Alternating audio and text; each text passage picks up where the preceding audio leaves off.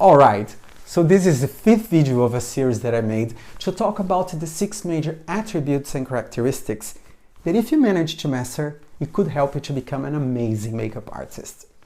What I would like to achieve with this is to help you create awareness about your makeup skills.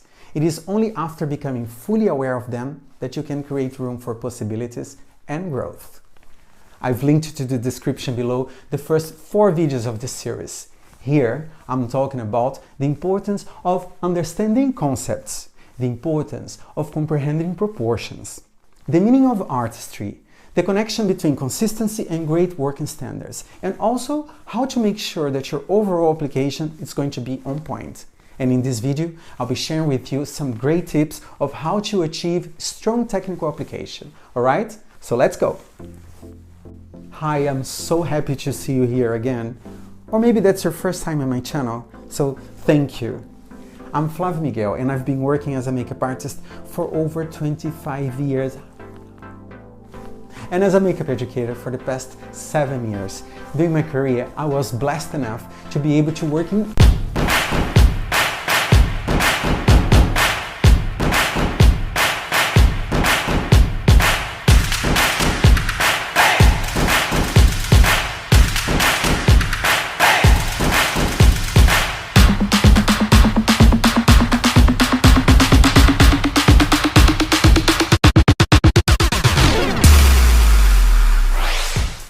and now I decided to start my own YouTube channel so I can share all of my experience with you. And I would very much appreciate it if you could help me build my audience by giving us a thumbs up, subscribing to my channel, and putting your notifications on. I post regularly new content, and if you like this one, I'm sure you're not gonna wanna miss the next ones. In this video, I'll be sharing with you some great tips of how to achieve strong technical application from base up to eyes and lashes. I'd like to think that a beautiful makeup look is more than only an eyeliner and contouring highlighting. A smoky eye is only as beautiful as the base application. So every aspect of it should be on point. Otherwise, the things that aren't good enough are the things that's going to make the look fail entirely. And to have a strong technical application, you need to be good in time management. What do you mean by time management? I thought this video was about makeup tips. It is, but time management is crucial if you want to put everything that you know about makeup in use. You need to develop the habit of wisely deciding how to use the time that was given to you. In a real-life situation, time is money. And as cliché as it might sound, we need to work well within the time frame that was given to us, which is commonly between 30 up to 60 minutes, if it's not less than that. It's very rare to have hours to complete a full makeup look. This could differ from situation to situation, but whatever the situation might be, you don't want to delay your client's agenda. Never. A great way to concentrate in what you're doing is to keep the conversation between you and your client makeup related. You might as well choose to walk your client through your demo, explaining the steps one by one on what are you doing and why. This will help you to keep both of you engaged and avoid that you lose yourself in idle blabber. One of the best tips that I could give to anyone that wants to improve their time management and therefore their technical application is by starting the look from its focus. You must be wondering what do I mean by focus. Well, some makeup looks, they will have an eye focus, which means that the eyes are going to be the most important aspect of the look. This could go from a smoky eye to a graphic eyeliner. But in other hands, some looks might feature bright, sharp lips. And in this case, the lips are going to be the focus of the look. It is most likely that during your execution, the focus would become more time-consuming. So, by choosing to start the look from its focus, we'll give you the opportunity to deal first with whatever the most technically challenging point of the look might be. And when you're done with the focus, all of the rest will feel easier to do, giving you more confidence to execute it all without the pressure of time management. Whenever dealing with a client, a clever way to find out what's going to be the focus of the look is simply asking your client what is that they like the most on their faces. If their answer is eyes, then the eyes are going to be the focus of the look. If their answer is lips, then the lips are going to be the focus of the look. And if the answer is eyebrows, well, then you know already what to do. But what if they answer eyes and lips? And then, that is a good point. Some looks might indeed feature more than one focus. This could be a combination of dramatic eyes and bold lips, or a look featuring a very integrated skin and bold lips. But you might as well choose to do a well-balanced look, where both features would be accentuated yet in harmony. And where would you start it from? I would start from the focus that I believe might be the most technically challenging for me. The same applies for what could be the most difficult side of the face to work on it.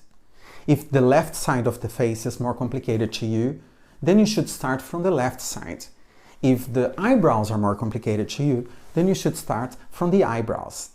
Another great tip that helped me to improve my own time management is by time tracking your performance. It's like actually setting a timer. For example, presuming that you have 60 minutes to complete a full makeup session. You can use your phone and set a timer for every 15 minutes. So every time the alarm goes off, you know that a quarter of your total time already has passed. For instance, if your alarm went off already for 3 times, and you've spent 45 minutes prepping the skin, doing the eyes, and now you only have 15 minutes to finish the entire look, which means doing the base, contouring, highlighting, blush, lashes and lips. So knowing that you only have 15 minutes to finish the entire look will help you to make some smart decisions.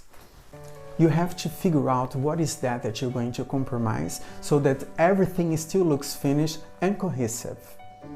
Know how to adapt your ideas as you go so that you hit all the aspects of the look without coming up short in any of them. You don't want to do an amazing skin and fill in eyes and lips. But for instance, if your alarm went off 2 times and you've done the face and the eyes, then you know that you have more 30 minutes to finish everything else that you have planned at the beginning of your makeup application. So before start, ask your client, how long do you have to do the application? In your mind, try to anticipate and estimate how long you would need to do each and every aspect of your look. Using your time wisely and starting the application from the looks focus will help you to achieve a strong technical application.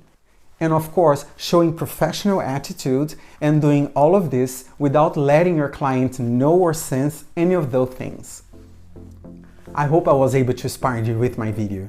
In the next episode of this series, I'll be sharing some great tips of how to make sure that your overall application is going to be on point, and also how to create a love mark with everyone that you work with. And by the way, I will love to read all of your impressions about this video and any questions that you might have in the comment section below. And again, I would very much appreciate it if you could help me build my audience by liking and sharing this video and also subscribing to my channel. See you next time. Bye bye. I was almost forgetting. And maybe you are a makeup school or a beauty institution and you'd like me to be a guest teacher in any educational program. Please don't hesitate to contact me.